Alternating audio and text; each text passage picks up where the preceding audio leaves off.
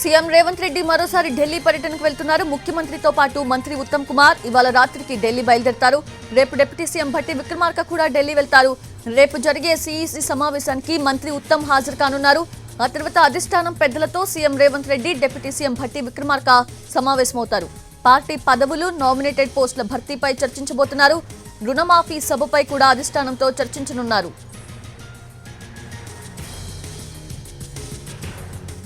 అది రేపు సీఈసీ సమావేశానికి సంబంధించి పూర్తి అప్డేట్స్ తెలుసుకుందాము. మా ప్రతినిధి చారి అందిస్తారు. చారి, సీఎం రేవంత్ రెడ్డి, ఉత్తమ్ కుమార్ రెడ్డి రాత్రి ఢిల్లీకి బయలుదేరబోతున్నారు. రేపు ఉదయం డిప్యూటీ సీఎం భట్టి విక్రమార్క కూడా ఢిల్లీకి వెళ్తున్నారు. సీఎం అలాగే డిప్యూటీ సీఎం ఇద్దరు కూడా రాష్ట్రంలో రైతు రుణమాఫీకి సంబంధించినటువంటి సభ ఏర్పాటుకు సంబంధించినటువంటి అంశానికి సంబంధించి అలాగే చాలా రోజులుగా నామినేటెడ్ పోస్టుల భర్తీకి సంబంధించినటువంటి చర్చ జరుగుతుంది. వీటన్నిటి మీద కూడా అధిష్టానం యొక్క అప్రూవల్ తీసుకోవడానికి ఢిల్లీకి వెళ్తున్నట్టు తెలుస్తుంది. మరోవైపు మాజీ పిసిసి చీఫ్ మంత్రి ఉత్తమ్ కుమార్ రెడ్డి కూడా ఢిల్లీకి వెళ్తున్నారు. రాత్రికి సీఎం రేవంత్ రెడ్డి, ఉత్తమ్ కుమార్ రెడ్డి ఒకేసారి ఢిల్లీకి వెళ్తున్నారు.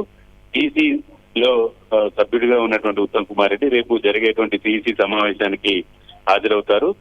సీఎం అలాగే డిప్యూటీ సీఎం ఉత్తమ్ కుమార్ రెడ్డి ముగ్గురు కూడా అధిష్టానం పెద్దల్ని రేపు కలిసేటువంటి అవకాశం ఉంది. తెలంగాణలో జరిగినటువంటి రుణమాఫీకి సంబంధించి సభ ఏర్పాటు చేయాలనేటువంటి ఆలోచనతో పార్టీ నాయకత్వం ఉన్నటువంటి నేపథ్యం అధిష్టానంలో ఉన్నటువంటి కీలకమైనటువంటి నాయకులతో కూడా భేటీ కాబోతున్నారు. రాహుల్ గాంధీని ఈ సభకు ఆహ్వానించాలనేటువంటి ఆలోచనతో పార్టీ నాయకత్వం ఉంది. రాహుల్ గాంధీని కూడా కలిసి అపాయింట్మెంట్ అలాగే సభకు సంబంధించినటువంటి తేదీ ఖరారుకు సంబంధించినటువంటి అంశం మీద చర్చించేటువంటి అవకాశం ఉంది. Yes, Chari, thank you. Thanks for the update.